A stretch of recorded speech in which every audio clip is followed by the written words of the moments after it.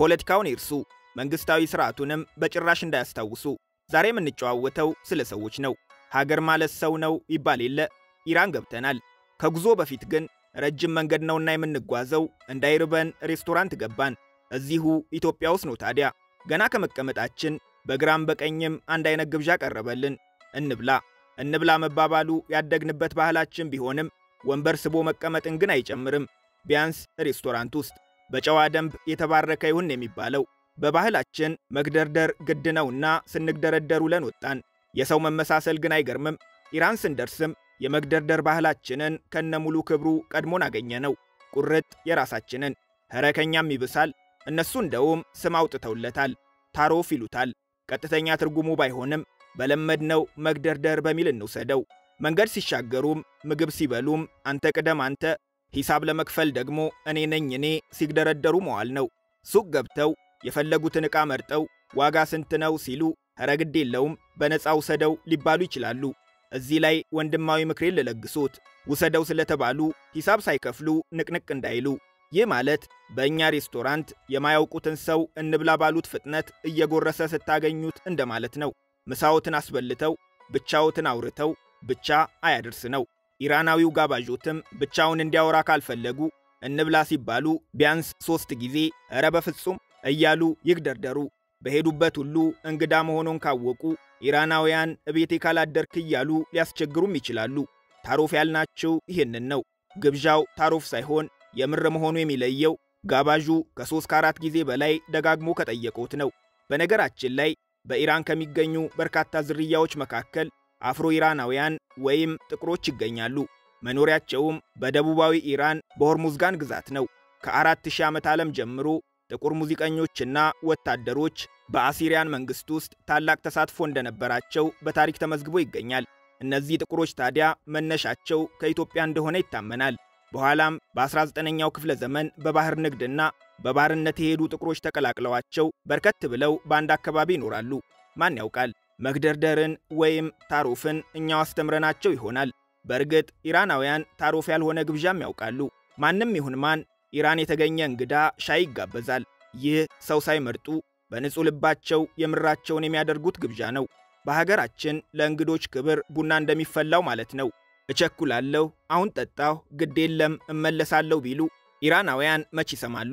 እየተግደረደሩ ስለሚመስላቸው ለረጅም ደቂቃዎች ሊያግባቦት ይሞክራሉ። ታዲያ እንዳይሰላችሁ ባህል ሆኖባቸው ነው። ሌላም የምር የሚያደርጉት ባህል አላቸው። እንግዳ አክባሪ ናቸው። ዩቲዩበር ከሆኑ የማይረሳ ትዝታ ይዘው ከሚመለሱባቸው አገራት ኢራን አንዷ ናት። ኢራናውያን በተለይም ወንዶቹ ካሜራ ይወዳሉ። እያስቆሙ ከየት እንደሆኑ ይጠይቃሉ። በፈቃደኝነት ካሜራ ውስጥ ይገባሉ። አብዛኞቹ እንግሊዘኛ ስለማይችሉ በቋንቋ መግባባቱ ቢያስቸግርም ለመተዋወቅ ግን አይከብዱም። በእርግጥ ሁሌም አልጋ ባልጋ አይሆንም። አንዳንዴ ባለማወቅ ችግር ውስጥ ሊወድቁ ይችላሉ። ኢራናውያን ካሜራ አይፈሩም ብለኖታል። ይህ ግን ወታደራዊ ተቋማትንና በሕግ ማስከበር ሥራ ላይ ያሉ ፖሊሶችን አይጨምርም። ሌላው በኢራን አልኮል መጠጣት በሕግ የተከለከለ ነው። ሆኖም በርከት ያሉ በሕገ ወጥ መንገድ አልኮል የሚሸጥባቸው ስፍራዎች ይገኛሉ። ወደ እነዚህ ስፍራዎች ሄደው አልኮል ሲጠጡ ቢገኙ ቅጣቱ የከፋ ስለሚሆን ግብዣ እንኳ ቢቀርብሎት ይቅርቦት። የመጨረሻው የባህል ልዩነት ነው። በሀገራችን አንድ ሰው ከተመቾት ይህንን ምልክት ማሳየት የተለመደ ነው። ተመችተኛል እንደማለት ነው። አደራ የምሎት ግን ኢራን መጥተው ምን ቢመቾት ምን ቢደላውት ይመች ለማለት ለማንም ሰው ይህንን ምልክት እንዳያሳዩ። ትርጉሙ ኢትዮጵያ መጥተው በጣም ለተንከባከበው ሰው የመሃል ጣቶን እንደማሳየት ነው የሚቆጠረው።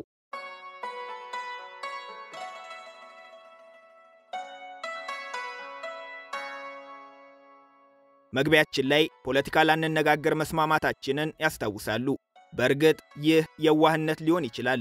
ይሁን ካልነው ፖለቲካ የማይሆን ነገር የለምና የምንተነፍሰው አየር ራሱ ንጹህ ሲሆን ተፈጥሮ ሲበከል ፖለቲካ ይሆናል። ሀገራትም እንዲህ ናቸው። የመጡ መንግስታት ሁሉ በመልካቸው የሚስሏቸው። መንግስታቱ ሲወድቁ ህዝቡ ወደ ቀደመ ህይወቱ ይመለሳል። እዚህ ላይ የመንግስታት መቀያየር ምን ያህል የሀገራቱን መልክ እንደሚቀይር በአንድ ምሳሌ እናሳያቸው። ለማመን ቢከብድም ዛሬ ካልተጋደልን እያሉ ለያዥ ለገናዥ የሚያስቸግሩት ከራሳቸው አልፈው የዓለምን ህዝብ በሃይማኖትና በፖለቲካ አቋም የከፋፈሉት ኢራንና እስራኤል ዓለም የሚቀናባቸው ወዳጆች ነበሩ። እስራኤል እንደ ሀገር ስትመሰረት ዕውቅና ለመስጠት የእስልምና እምነት ከሚከተሉ አገራት ከቱርክ ቀጥሎ ኢራንን የቀደማት አልነበረም። በወቅቱ የአካባቢው የአረብ አገራት ለእስራኤል ነዳጅ አንሸጥም ሲሉ ማዕቀብ ጣሉባት። እስራኤል ወዴት ሄደች ይመስላችኋል? ወደ ኢራን። ለሚቀጥሉት 20 ምናምን ዓመታት እስራኤል እስከ 90 ከመቶ ነዳጅ ታገኝ የነበረው ከኢራን ነበር። ይሄኛው ሊያስደንቆት ይችላል። እስራኤል ከወዳጁ አሜሪካ ተደብቃ ከኢራን ጋር ሚሳኤል ታመርት እንደነበር ያውቃሉ? ፕሮጀክት ፍላወር ይባላል። እስራኤል በእውቀት ኢራን በገንዘብ ተባብረው አሜሪካ ሰራሽ ሚሳኤሎችን የሚተኩ የራሳቸውን ሚሳኤሎች በራሳቸው አቅም ለማምረት በ1977 ያደረጉት ስምምነት ነው። ሲአይኤ ራሱ ሚስጥሩን የደረሰበት ከ9 ዓመታት በኋላ ነው። ኢራን አሜሪካ ሰራሽ ባህር ሰርጓጅ ጀልባዎችን፣ ሚሳኤሎችንና የአየር መቃወሚያ ራዳሮችን የምታገኘው ደግሞ ከእስራኤል ነበር። በምላሹ ለእስራኤል ነዳጅ ይቀዳላታል። ዛሬ የጦርነቱ ምክንያት ነው የሚባለውን ኒውክለር ራሱ ኢራን ማምረት የጀመረችው አሜሪካ ሰራሽ ሪአክተሮችን ከእስራኤል ተቀብላ ነበር። የእስራኤሉ የስለላ ድርጅት ሞሳድ የአረብ አገራትን የሚሰልልበት ከእስራኤል ውጭ የሚገኘው ትልቁ የስለላ ማዕከሉ የሚገኘው በኢራኗ ዋና ከተማ ቴህራን ውስጥ ነበር።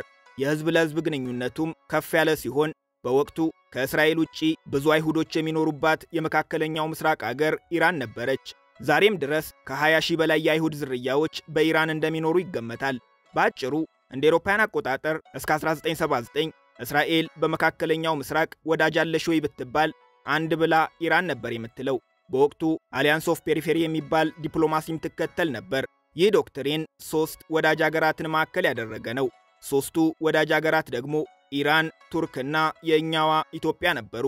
ኢራንና እስራኤል ትናንት እንደሰማችሁት ወዳጆች፣ ዛሬ ደግሞ በነፍስ የሚፈላለጉ ጠላቶች ሆነዋል።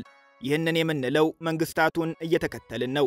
የኢራንና የእስራኤል ህዝብ ግን የሚያዳርስም የሚያጋጭም ሚሳኤል የሚያታኩስም የጥቅም ግጭት የላቸውም። ሁለቱ ህዝቦች ድንበር እንኳን አይጋሩም። ይህ ሁሉ ጠላትነት የተፈጠረው ከ1979 በኋላ ነው። ማን ያውቃል? ነገ ደግሞ ወደ ቀደመ ፍቅራቸው ይመለሱ ይሆናል። ለሁለቱም አገራት ህዝቦች ሰላሙን እንዲያወርድላቸው እየተመኘን ጉብኝታችንን እንቀጥላለን።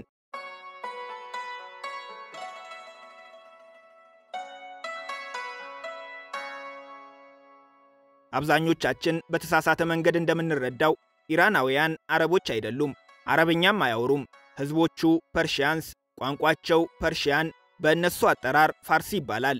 ከሃይማኖትና ጂኦግራፊያዊ መቀራረብ ውጪ ከአብዛኞቹ የአረብ አገራት ጋር እንደውም ጥሩ ግንኙነት የላቸውም። ኢራን የመካከለኛው ምስራቅ አገር እንደመሆኗ በብናኝ አሸዋዎች የተሸፈነች ጭው ያለች በረሃ የምትመስለን ሰዎች ብዙ ነን። በእርግጥ ከፊል ኢራን በረሃ ቢሆንም በሚያስደንቅ መልኩ ግን በረዶ የሚዘንብባቸው ከተሞችና በረዶ የሚጋግሩ ተራሮችም አሏት። የህዝብ ቁጥራቸው 92 ሚሊዮን ነው። ወጣቶች ይበዛሉ። 40 ከመቶ የሚሆኑት እንደውም ዕድሜያቸው ከ25 ዓመት በታች ነው። ከዜጎቿ 73 ከመቶ የሚሆኑት በከተማን የሚኖሩት። ዋና ከተማቸው ቴህራን ትባላለች። 15 ሚሊዮን ኢራናውያን ይኖሩባታል። የሀገሪቱ ትልቋ ከተማ የፖለቲካና የፋይናንስ ማዕከልም ናት። ቴህራን በየዓመቱ ወደ ኢራን ለሚመጡ 4 ሚሊዮን ዓለም አቀፍ ቱሪስቶች ዋነኛዋ የመግቢያ በርም ናት። ቴህራን ሲደርሱ የሚደነቁበትን አንድ መረጃ እንንገሩት። ኢራን የመጣ ሰው ልክ እግሩ ቴህራንን እንደረገጠ ሚሊዮነር ይሆናል። የምሬን ነው። ይህንን ዶክመንተሪ የምታዩ ቤተሰቦቼ ሁላችሁም፣ እደግመዋለሁ፣ ሁላችሁም ኢራን ብትመጡ በአንዲት ሌሊት ሚሊዮነር ትሆናላችሁ። ኢራን በምዕራባውያን አገራት ተደጋጋሚ ማዕቀቦች ትከሻዋ የጎበጠባት አገር ናት። የማዕቀቡ አንዱ መልክ ደግሞ ኢራን ዓለም አቀፍ ንግዶችን እንዳታካሂድ፣ ዓለም አቀፍ የመገበያያ ገንዘቦችንም እንዳታገኝ ማድረግ ነው። በዚህ ምክንያት የኢራን ሪያል ከዶላር አንጻር ያለው ዋጋ ማንንም ተጓዥ በአንዲት ሌሊት ሚሊዮነር ያደርጋል። ይህ ቪዲዮ በሚሰራበት ቀን ለምሳሌ አንድ የአሜሪካ ዶላር በ930 ሺህ የኢራን ሪያል ነው የሚመነዘረው። መጠኑ ግር ካሎት የመጋቢቱን ወር የምንዛሬ ዋጋ እንንገሩት። መጋቢት 2025 ላይ 1 ዶላር በ1 ሚሊዮን የኢራን ሪያል ነበር የሚመነዘረው። እናም 1 ዶላር ብቻ ይዘው ኢራን ቢመጡ በአንድ ሌሊት ሚሊዮነር ሆኑ ማለት ነው። ሀገራቱን ያላወቅ ነው እንጂ ሚሊዮነርነትማ በአንዳንድ ሀገራት ቀላል ነው። በእርግጥ የምንዛሬው በዚህ ደረጃ መውደቅ መጥፎ ጎንም አለው። ቱሪስት ሆነው ቢመጡና 100 ዶላር ቢመነዝሩ ስንት ሪያል ተሸክመው እንደሚዞሩ ያስቡት። በዛ ላይ ኢራን የካሽ ሀገር ናት። ደግነቱ ትላልቅ የሪያል ኖቶች አሏት። በሀገራችን ትልቁ የብር ኖት ለምሳሌ የ200 ብር ነው። በኢራን ደግሞ ትልቁ ኖት የ2 ሚሊዮን ሪያል ነው። አንዷ ወረቀት የ2 ሚሊዮን ሪያል ዋጋ አላት። ስለዚህ $2 ሲቀይሩ አንድ ትልቁ ይሰጣቸዋል ማለት ነው። እዚህ ላይ ማሳሰቢያ አለን። በኢራን የምንዛሬ ዋጋ የሚተመነው በመንግስት ነው። የብሔራዊ ባንክን ይፋዊ የምንዛሬ ዋጋ ቢመለከቱ $1 በ42000 ሪያል ይመነዘራል ነው የሚለው። እኛ የነገርናችሁ የብላክ ማርኬቱን ዋጋ ነው። በእርግጥ በየሄዱበት ሁሉ የሚያገኟቸው ይፋዊ የሆኑት የውጭ ምንዛሪ ሱቆችና በየመንገዱ የሚያገኟቸው መንዛሪዎችም እኛ በነገርናችሁ በጥቁር ገበያው ዋጋ ነው የሚመነዝሩት። ሌላ ቴህራን ሲደርሱ አየዋለሁ ብለው የማይጠብቁትን መረጃ እንስጣችሁ። የዓለማችን ትልቁ ሞል የት የሚገኝ ይመስላችኋል? ዱባይ፣ ሲንጋፖር ወይስ ሻንጋይ?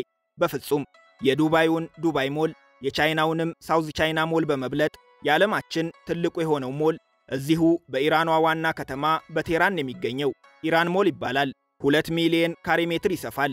ግንባታው ተጠናቆ አገልግሎት መስጠት የጀመረው በ2018 ነው። የሚገርመው ግን በዓለማችን ትልቁ ሞል ውስጥ አንድም ዓለም አቀፍ ብራንድ ያለው ሱቅ አያገኙም። የስታርባክስ ቡና፣ የማክዶናልድ በርገር፣ የኤች&ኤም አልባሳት እዚያ አይገኙም። ምክንያቱም የምዕራቡ ሀገራት በጣሉት ማዕቀብ ምክንያት ዓለም አቀፍ ብራንዶች ኢራን እንዳይገቡ ተከልክለዋል። ነገርየው ለሀገር ውስጥ ምርቶች ጥሩ ዕድልን የከፈተም ይመስላል።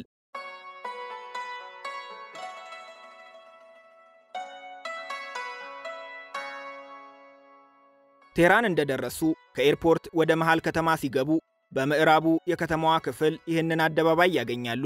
አዛዲ ስኩዌር ይባላል። የቴህራን ምልክቷ ነው። አዛዲ በፋርስኛ ነጻነት ማለት ነው።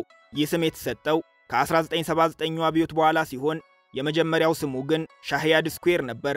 የፐርሺያን አስተዳደር 2500ኛ ዓመት ክብረ በዓል ለማክበር በ1979 የተገነባው በአደባባዩ መሃል የሚገኘውን የኢራንን ታሪክና ባህል አጣምሮ የያዘ ታላቅ ማማ ሁሴን አማናት የሚባል የ24 ዓመት የዩኒቨርሲቲ ተማሪ ነበር ዲዛይን ያደረገው። ማማው ብቻ የ50,000 አጠቃላይ አደባባዩ ደግሞ የ120,000 ካሬ ስፋት አላቸው። ዞር ዞር እያሉ ቴህራንን ማየት ቢፈልጉ ከተማዋ በዓለም አቀፍ ደረጃ ተወዳዳሪ የሆነ የብዙሃን ትራንስፖርት መሰረተ ልማት አላት። የከተማዋ የሜትሮ አገልግሎት ለምሳሌ ይህንን ይመስላል። ከፍተኛ ጥራትና ንጽህና ያለው የምድር ውስጥ የባቡር አገልግሎት አላቸው። አጠቃላይ የሜትሮ ስርዓቱ 7 መስመርና 230 ኪሎ ሜትር ርዝመት ሲኖረው በየቀኑ 5 ሚሊዮን ተሳፋሪዎችን ያመላልሳል። ሜትሮ ለመሳፈር ክፍያ የሚፈጸመው በስማርት ካርድ ሲሆን ካርዱ ከባንክ አካውንቶ ጋር የተገናኘ ነው። እንደየርዝመቱ ቢለያይም አብዛኞቹ መስመሮች ከ3000 እስከ 8000 ሪያል ያስከፍላሉ። ከ10 ብር እስከ 40 ብር እንደማለት ነው። ከተማዋ ከሜትሮ ውጪ የተደራጀ የቢአርቲ የመደበኛ ባስና የታክሲ አገልግሎትም አላት። ራይድ ከፈለጉ ስናፕ የተሰኘ የራይድ አገልግሎት የሚሰጥ ድርጅት አለሎት።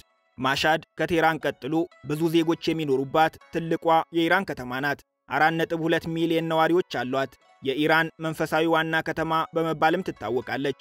በዓመት 25 ሚሊዮን ሃይማኖታዊ ተጓዦችን ታስተናግዳለች። ከተማዋ 8ኛው የሺያ ኢማም የሆኑት የኢማም ሪዛ የቀብር ስፍራ የሚገኝባት በሺያ እስልምና ተከታዮች ዘንድ ቅድስት ከተማ ናት። ከምድራችን ትላልቅ መንፈሳዊ ስፍራዎች አንዱ የሆነውና 600,000 ካሬ የሚሰፋው የኢማም ሪዛ ሽራይን መገኛም ናት። ከተማዋ በርከት ያሉ የሀገር ውስጥ ተጓዦችን ስለምታስተናግድ በመላው ኢራን ከሚገኙ ትላልቅ ሆቴሎች 55 ከመቶ የሚሆኑትን ትይዛለች። ኢስፋሃን የኢራናውያንን የመቻቻል ባህል የምታሳይ 3ኛዋ ትልቋ ከተማ ናት። 2.2 ሚሊዮን ነዋሪዎች አሏት። በከተማዋ ጥንታዊ መስጊዶች፣ ካቴድራሎችና ምኩራቦች ይገኛሉ። ይህ ለምሳሌ ቫን ካቴድራል ይባላል። የአርመኖች ቤተክርስቲያን ነው። የአይሁድና የባሃይ ቤተ እምነቶችም በኢስፋሃን ይገኛሉ።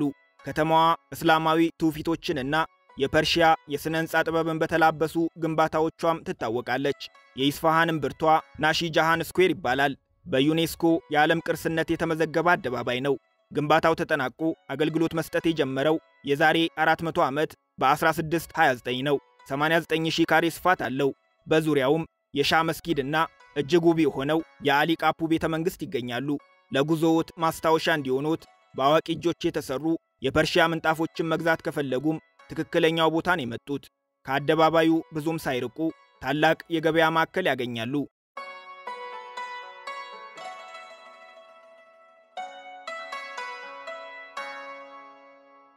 የሰው ልጅ ስልጣኔን አምጦ ሲወልድ የፐርሺያ ምንጣፍ ዘርግታ የተቀበለችው ኢራን ነበረች።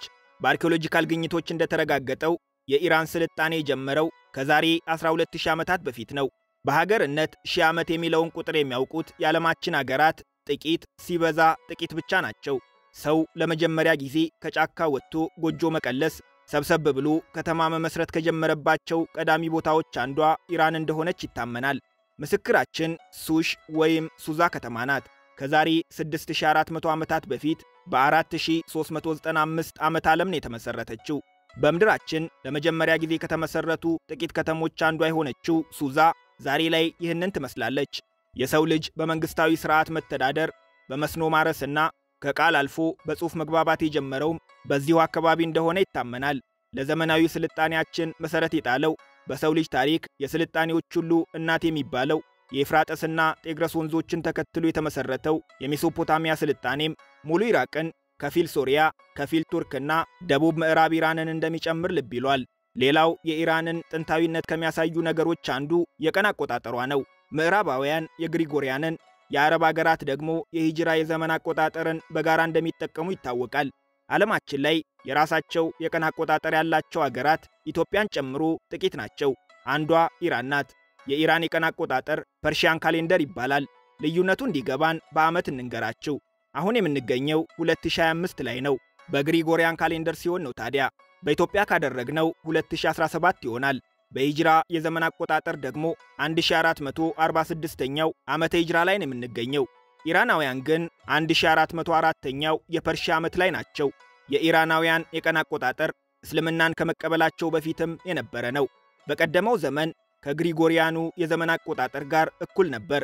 እስልምናን እንደ ብሔራዊ ሃይማኖት ከተቀበሉ በኋላ ግን መነሻው ላይ የነበሩትን 622 ዓመታት በመቀነስ እንደ አዲስ መቁጠር በመጀመራቸው ዛሬ ላይ ከአውሮፓውያኑ የቀን አቆጣጠር በ622 ዓመታት ወደ ኋላ ይቀራሉ። የኢራናውያን ካሌንደር ከአውሮፓውያኑ ብቻ ሳይሆን ከሂጅራ ካሌንደርም በ42 ዓመታት ወደ ኋላ ይቀራል። ሁለቱ ካሌንደሮች ሃይማኖትን መሰረት አድርገው እኩል ቀን መቁጠር የጀመሩ ቢሆንም የኢራናውያን ካሌንደር ከሂጅራ ካሌንደር ወደ ኋላ የቀረበት ምክንያት ጨረቃን ሳይሆን ፀሐይን መሰረት ያደረገ በመሆኑ ነው። በኢራን የሳምንቱ የመጀመሪያ ቀን ቅዳሜ ሲሆን የሳምንቱ የመጨረሻ ቀን ደግሞ አርብ ላይ ይውላል። ሥራ ዝግ የሚሆንባቸው የሳምንቱ የእረፍት ቀናት ሐሙስና አርብ ናቸው። በኢራን ካሌንደር ውስጥ 12 ወራት ይገኛሉ። የመጀመሪያዎቹ 6 ወራት 31 ቀናት አሏቸው። ቀጥሎ የሚመጡት 5 ወራት 30፣ የመጨረሻዋ አንድ ወር ደግሞ 29 ቀናትን ሲይዙ በአራት ዓመት አንዴ 12ኛዋ ወር 30 ቀን ትሆናለች። የኢራናውያን አዲስ ዓመት የሚውለው በእኛ መጋቢት ወር ላይ ነው። ለ13 ቀናት የሚከበር ድል ያለ ብሔራዊ በዓል ነው። ኖሩዝ ይባላል። ኢራን የመሄድ ዕቅዱ ካለዎት በዚህ ጊዜ ባይሄዱ ይመከራል። በመላ አገሪቱ ከፍተኛ እንቅስቃሴ የሚደረግበት፣ ግብይት የሚፈጸምበት፣ ሕዝብ እየወጣ የሚዝናናበትና የቱሪስት መስህብ ስፍራዎች ዝግ የሚሆኑበት ወቅት በመሆኑ የሆቴል አልጋዎች ሊወደዱ፣ ትራንስፖርት ላያገኙ፣ መንገዶች ሊዘጋጉ ስለሚችሉ ጉዞዎትን ከባድ ሊያደርገው ይችላል።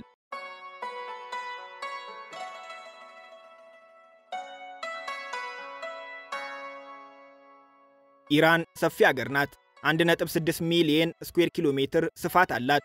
በታሪክ በባህልና በተፈጥሮ ያሏት መስህቦች የዓለም የቱሪስት ማዕከል እንድትሆን የሚያስችሏት ቢሆኑም በምዕራቡ አገራት ስለ ሀገሪቱ ያለው አመለካከት የተዛባ በመሆኑ ግን ከቱሪዝም ማግኘት የሚገባትን ገቢ እያገኘችም አይደለም። በዓመት የምታስተናግዳቸው ዓለም አቀፍ ቱሪስቶች ቁጥርም ከ4 ሚሊዮን አይበልጥም። ይህ ካላት እምቅ አቅም አንጻር በፍጹም የሚወዳደር አይደለም። ማሳረጊያችንን አንድ መረጃ እንስጦት። ዓለም አቀፍ ዜና የሚከታተሉ ከሆነ ለእነዚህ ቃላት እንግዳ አይደሉም። ዛን ዜንዲጊ አዛዲ፣ ሴት፣ ሕይወት፣ ነጻነት የኢራን ሴቶች ዓለም አቀፍ ዕውቅናን ያገኙበት መፈክር ነው። አንዲት ኢራናዊት ሴት ሂጃብ አላደረግሽም በሚል በፖሊስ በደረሰባት ድብደባ ምክንያት ሕይወቷ በማለፉ የተቀሰቀሰ ሕዝባዊ ቁጣ ነው። መንግሥት ባወጣው ሕግ መሠረት ሴቶች ሃይማኖታዊ ያለባበስ ሥርዓትን የመከተል ግዴታ አለባቸው። ሆኖም ተሽቀርቅሮ በመውጣት ግን ኢራናውያን ሴቶችን የሚበልጣቸው ያለ አይመስልም። ሌላው ትምህርት ላይ ሲሆን ኢራናውያን ሴቶች ሌላ መልክ ነው ያላቸው።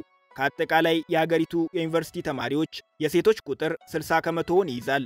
ኢራን ግጭት በማያጣው ቀጠና ውስጥ እንደመገኘቷ ዓለማችን ላይ ከፍተኛ ቁጥር ያላቸው ስደተኞችን ከሚቀበሉ አገራት አንዷ ናት። በአሁኑ ሰዓት ለምሳሌ 3 ሚሊዮን ስደተኞች በአገሪቱ ይገኛሉ።